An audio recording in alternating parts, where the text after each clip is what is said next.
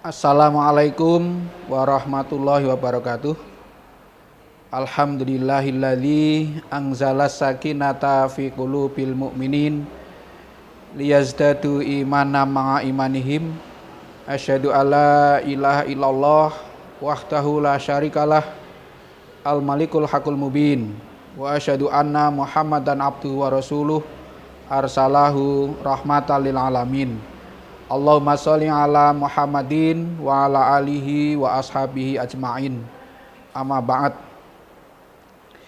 Pemirsa Mimbar Unima yang berbahagia, di kalangan Persyarikatan Muhammadiyah kita sangat familiar dengan dua wasiat Kiai Haji Ahmad Dahlan. Yang pertama, hidup-hidupilah Muhammadiyah dan jangan mencari hidup di dalam Muhammadiyah. Yang kedua, aku titipkan Muhammadiyah kepadamu. Yang pertama, hidup-hidupilah Muhammadiyah dan jangan mencari hidup di dalam Muhammadiyah. Secara pribadi, saya secara tak terduga itu pernah mendapatkan pertanyaan dari seorang dosen muda Universitas Muhammadiyah Magelang dalam sebuah Baitul Arqam. Nah, dia bertanya begini, Pak Ustadz, bagaimana saya sebagai dosen muda yang tentu belum kaya gitu, apa yang harus saya lakukan untuk menghidupi Muhammadiyah gitu. Nah, saya waktu itu mengatakan, ya sederhana saja. Saudara mencari mahasiswa sebanyak-banyaknya, kemudian saudara didik sebagus-bagusnya. Nah, itulah yang bisa saudara lakukan untuk menghidupi Muhammadiyah. Nah, sering orang itu punya pandangan terlalu picik, terlalu dekat. Nah, yang dimaksud jangan mencari hidup di Muhammadiyah itu kemudian dianggap tidak boleh menerima imbalan, tidak boleh menerima honor dan sebagainya dari Muhammadiyah. Bukan itu. Tapi saya menangkap makna dari pesan Kiai Haji Ahmad Dahlan itu bahwa berjuang di amal usaha Muhammadiyah juga di Persyarikatan Muhammadiyah itu adalah sebagai ibadah, sebagai jihad fisabilillah. Soal rezeki itu mengikuti. Jadi bukan dicari. Tapi kalau misinya itu mencari rezeki, ya dapatnya hanya rezeki. Itu pun kalau dapat ya. Tetapi kalau sesuai dengan yang saya sampaikan tadi, di Muhammadiyah dan di amal usaha Muhammadiyah itu sebagai wujud beribadah dan berjihad di jalan Allah, maka dia pasti akan bekerja dengan sungguh-sungguh, akan bekerja secara profesional. Nah, kalau Muhammadiyah, amal usaha Muhammadiyah itu kemudian menjadi bagus, menjadi besar dan menghasilkan, maka tanpa dicari pun rezeki itu akan datang gitu. Rezeki itu akan datang. Nah, maka inilah yang perlu kita sadari. Oleh karena itu, supaya bisa menghayati apa yang saya sampaikan ini, alangkah bagusnya kalau kawan-kawan yang aktif di Persyarikatan Muhammadiyah, yang berjuang di amal usaha Muhammadiyah, itu sekali-kali mempelajari sejarah berdirinya amal usaha Muhammadiyah itu, sehingga mengetahui proses panjang perjuangan. Bahasa Jawanya itu ngerti loro-lopone amal usaha Muhammadiyah.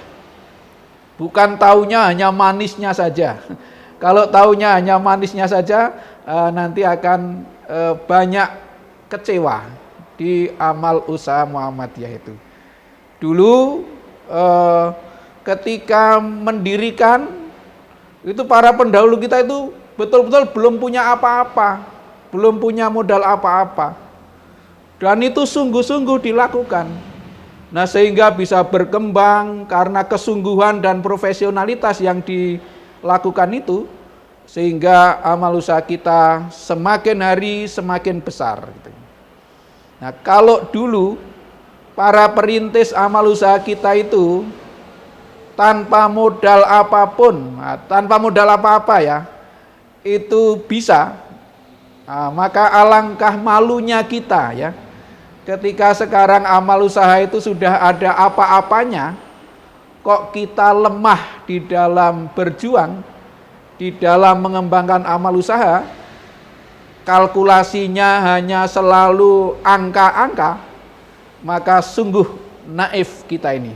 Nah, itu namanya tidak menghidupi Muhammadiyah. Jadi saudara sekalian yang saya banggakan, jadi yang namanya hidupilah Muhammadiyah itu ya orientasinya ke masa depan, tidak hanya orientasi jangka pendek sekarang. Nah, kita membesarkan amal usaha Muhammadiyah itu otomatis pasti kehidupan itu akan terjamin. Karena Allah berfirman dalam surat Al-Baqarah ayat 152. A'udzu billahi minasyaitonir rajim. Fadhkuruni adzkurkum washkuruli wala takfurun. Ingatlah aku, maka aku akan mengingat kamu, kata Allah seperti itu. Mengingat Allah dengan taat. Nah, maka wujud hamba ingat Allah itu adalah dengan taat kepada Allah. Dan wujud Allah mengingat hamba itu dengan memberikan pertolongan. Nah, maka kita mengelola amal usaha Muhammadiyah, mengelola persyarikatan Muhammadiyah dalam rangka taat kepada Allah. Kalau dalam rangka taat kepada Allah, maka kita akan bersungguh-sungguh menegakkan aturan yang sudah ditentukan oleh Allah. Maka Allah pasti menolong kita. Dan bersyukurlah kepadaku dan janganlah kamu kufur. Loh, ini kalimat pendek tetapi memberikan semangat yang tinggi kepada kita. Orang yang bersyukur itu selalu melihat masa depan, selalu berpikir positif, selalu husnudzon. Saya selalu menyampaikan bahwa orang yang senantiasa husnudzon itu akan punya produktivitas yang tinggi, punya kreativitas, punya inovasi yang mencukupi, sehingga kerjanya selalu produktif. Jadi anak buah husnudzon kepada pimpinan, pimpinan husnudzon kepada anak buah. Tapi kalau yang adanya suudzon, maka itu tidak produktif. Dan itu hanya menjadi beban bagi yang bersangkutan. Maka dalam rangka mengamalkan ayat suci Al-Quran, surat Al-Baqarah ayat 152 ini, yang pertama kita selalu mewujudkan ingat kita kepada Allah, itu dengan taat kepada Allah. Maka Allah akan mengingat kita dengan memberikan pertolongannya.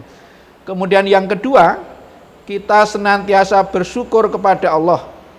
Kalau orang bersyukur itu, pemikirannya selalu pada hal-hal yang positif. Kalau kita selalu berpikir positif, maka kita akan produktif dan kreatif.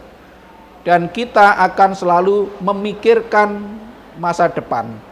Karena orang yang bersyukur itu berarti orang yang tahu bahwa harapan untuk maju itu selalu terbentang, menunggu kita untuk menjemputnya.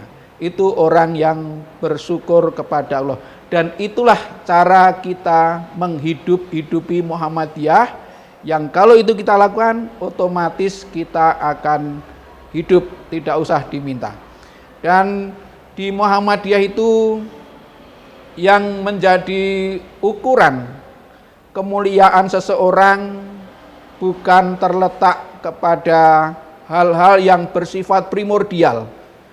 Hal-hal yang bersifat primordial itu seperti harta, kemudian jabatan, dan lain-lain. Bukan itu. Nah, sehingga hal yang bagi masyarakat pada umumnya mungkin akan heran ya, takjub. Ketua Umum Pimpinan Pusat Muhammadiyah nunggu datangnya sepur, duduk tanpa ada yang mengawal, bahkan membawa oleh-oleh yang itu tidak mungkin terjadi pada orang lain. Kok bisa seperti itu? Nah, kalau ingin tahu ya masuklah Muhammadiyah. Nanti akan tahu di Muhammadiyah itu hal demikian itu adalah hal yang biasa. Pimpinan Muhammadiyah tidak pernah menuntut fasilitas yang macam-macam seperti itu. Tapi semuanya itu dilakukan sebagai wujud perjuangan beribadah kepada Allah melalui persyarikatan Muhammadiyah. Jadi dengan demikian banyak cara yang bisa dilakukan untuk menunaikan amanat hidupilah Muhammadiyah, jangan mencari hidup di dalam Muhammadiyah. Ada yang caranya karena punya profesi, punya kompetensi, lalu mendharma baktikan kompetensinya itu. Bahwa kemudian kalau misalnya seorang dokter spesialis pendapatannya besar, itu ya wajar saja. Tapi yang penting jangan semata-mata untuk mencari itu saja. Kalau semata-mata mencari itu saja, maka nanti akan terkena sindiran Allah dalam surat Al-Fajr itu. Allah menyindir. Memang ada orang yang kalau Allah memberi kedudukan, memberi kenikmatan, memberi kemuliaan, dia berkata, Allah sedang memuliakan aku. Tapi kalau dia mendapatkan ujian berupa dibatasi rezekinya, dia mengatakan Allah sedang menghina aku. Itu kalau Allah mengatakan seperti itu perintah supaya jangan berlaku seperti itu. Sebab kata Allah berikutnya, padahal kamu belum memuliakan anak yatim, belum mengajak memberi makan orang miskin, dan seterusnya. Artinya kamu belum apa-apa di dalam berjuang itu. Maka ukuran sesungguhnya kemuliaan seseorang di hadapan Allah itu bukan terletak pada kaya atau miskin, tetapi dengan kondisi kaya atau miskin itu seberapa ketaatan Anda kepada Allah. Itulah yang menjadi spirit kita di dalam menggerakkan persyarikatan Muhammadiyah yang berpikirnya tidak pendek, tidak hanya berpikir tentang sekarang di sini, tetapi berpikir tentang masa depan, termasuk memikirkan masa depan persyarikatan, masa depan amal usaha Muhammadiyah, sehingga tetap bermanfaat bagi masyarakat. Dan untuk bisa tetap bermanfaat bagi masyarakat, harus bisa beradaptasi dengan perubahan, supaya bisa mengikuti perkembangan zaman. Kalau kita tidak bisa mengikuti perubahan, tidak bisa beradaptasi dengan sejarah, maka otomatis kita akan punah. Pemirsa yang berbahagia, warga Muhammadiyah khususnya, dan masyarakat pada umumnya, nah itulah di Muhammadiyah. Jadi betul-betul semuanya, baik yang di pimpinan persyarikatan, ortum, amal usaha, dan seluruh jamaah itu selalu melaksanakan dengan sungguh-sungguh wasiat Kiai Haji Ahmad Dahlan, hidupilah Muhammadiyah, dan jangan mencari hidup di dalam Muhammadiyah. Kalau ada yang tidak demikian, yaitu jumlahnya sangat sedikit, paling 1-2 saja, tapi sebagian besar itu melaksanakan amanat Kiai Haji Ahmad Dahlan.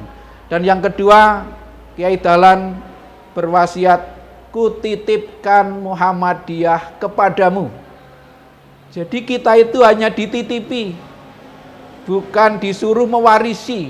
Nah, sehingga tidak sepantasnya kita itu merasa telah berjasa bagi Muhammadiyah. Dan kitalah para pimpinan, para warga yang di amal usaha dan lain-lain, kita itu bisa seperti ini karena persyarikatan Muhammadiyah. Ya mungkin karena peran Anda untuk Muhammadiyah, ya. Tapi lebih besar peran Muhammadiyah yang menjadikan kita punya kesempatan untuk berjuang menegakkan dan menjunjung tinggi agama Islam sehingga terwujud masyarakat Islam yang sebenar-benarnya. Mudah-mudahan bermanfaat bagi kita sekalian, sehingga dengan demikian hidup kita berjuang di Muhammadiyah itu dengan nyaman. Kalau kita nyaman, insya Allah akan mendapatkan balasan yang setimpal dari Allah Subhanahu wa Ta'ala. Akhirnya saya tutup dengan surat Muhammad ayat 7. A'udzubillahi minasyaitonirrajim. Ya ayyuhalladzina amanu in tansurullah yansurkum wa yutsabbit aqdamakum. Wahai orang-orang yang beriman, tolonglah Allah, maka Allah pasti akan menolong kamu. Jadi cara kita menolong Allah adalah kita dengan melaksanakan ajaran-ajaran Allah yang tercantum dalam Al-Quran dan Sunnah, sehingga apa yang kita lakukan bermanfaat bagi umat manusia dan juga bagi alam semesta. Dengan demikian Allah pasti akan menolong kita dengan berbagai cara yang mungkin kita tidak menduga. Kalau kita lakukan prinsip ini, kita akan diteguhkan kedudukannya oleh Allah Subhanahu wa Ta'ala, sehingga Muhammadiyah menjadi gerakan yang tidak bermental meminta-minta, atau bahasa Jawanya tidak bermental dermis. Nah, sehingga kokoh kedudukan kita sebagai persyarikatan dari dunia hingga akhirat. Billahi taufiq wal hidayah. Assalamualaikum warahmatullahi wabarakatuh.